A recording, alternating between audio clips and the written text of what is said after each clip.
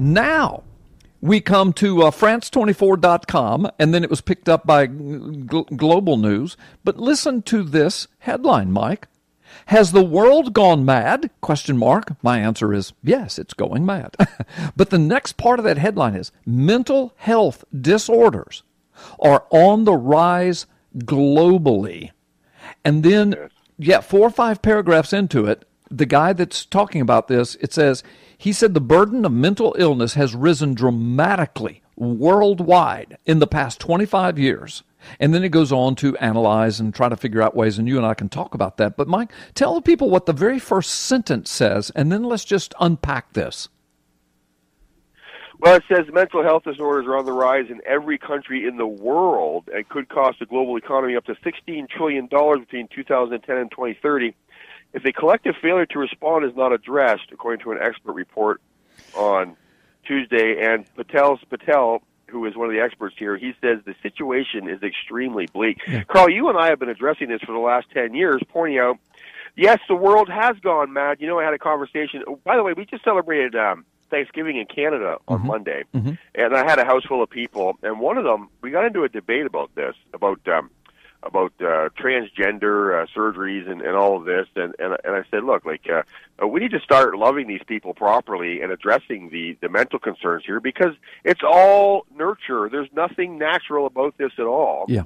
And she said, well, people feel like they're born in the wrong body, and I said, well, we need to deal with the mental health crisis here and not say to them it's okay to mutilate themselves. Right. Yeah. And she said, and this person went on to say, well, society is now accepting that these people should be accommodating. And I said, 70 years ago, an entire society thought it was proper and right that the belief that Jews were less than human and should be wiped off the face of the earth. An entire society thought that was right. Yeah. Yeah. But what do we think about that now? We will look back on this as a very hurtful and destructive way of treating people, allowing them to say, I want to cut myself, it will make me feel better. Yeah. Yeah, and entire societies, including Great Britain and America. Great Britain, the largest empire the world has ever known, with the nickname "the sun never sets on Great Britain," on the British Empire. Right. And then the United States, we started as just colonies of that hugely expanding global empire. But between Great Britain and the United States, we all thought that slavery, not you and me and, individuals, but as a culture, we all accepted slavery is just fine. People with darker color skin are less than us. They're less than human. They're subhuman. I never thought that, but I'm just saying this is what these cultures thought, even codified it, put it in law. Our Supreme Court ruled in favor of slavery. So the woman you were talking to, I wonder how she would deal with that. I mean, just because a culture says something is right ain't necessarily so. No, and so we look at this article, and they're talking about that this rise in every country on earth. Yep. It is a pandemic of mental disorders and mental confusion and so on and so forth, but they're not addressing. There's one overriding mental disorder, Carl, that is responsible for all of this, and that is liberalism, in my opinion. Books of volumes have been written by medical experts, on the very real fact that liberalism is a mental disorder, and I believe it's the grandmother of them all. Yeah. Because when you start saying, because liberalism is defined in the dictionary, if you go to dictionary.com, and Wikipedia, by the way, they kind of copied and pasted what the dictionary says about liberalism. Liberalism is the unrestricted development in all spheres of human endeavor. That's liberalism. Well, if you live an unrestricted lifestyle, Carl, a judge is going to lock you up eventually. You'll start losing your privileges, your driving privileges. Your precious wife will eventually leave you. If you live unrestricted in all spheres of human endeavor, Carl, yeah.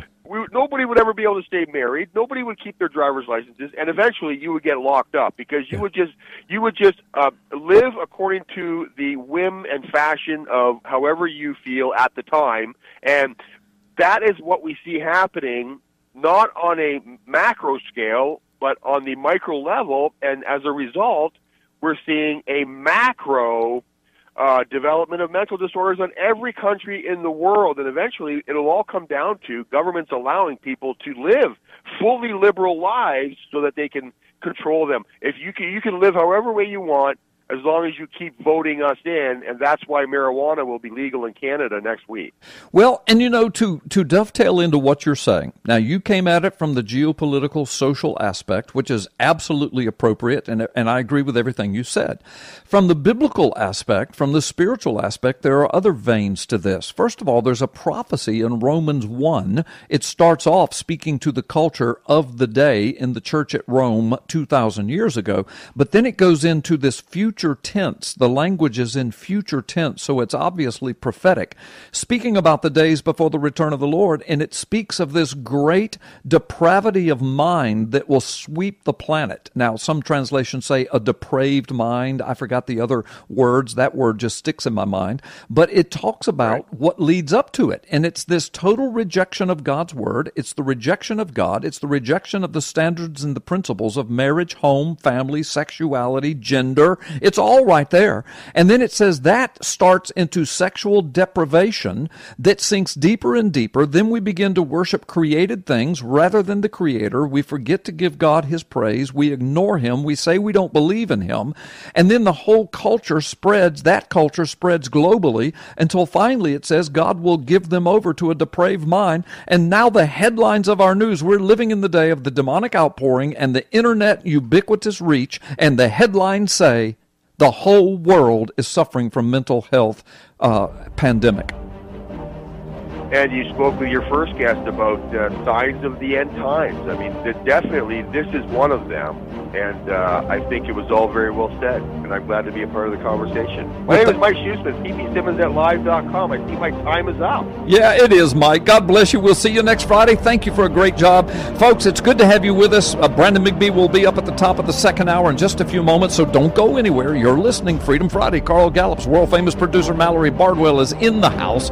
This is the Oval Office of Gulf Coast Talk Radio, 1330 WEBY and 99.1 FM. On the cross, and how the conflict between Jesus and the gods of antiquity is about to erupt on planet Earth, fulfilling biblical prophecy. In the new book, Gods of Ground Zero, this explains everything.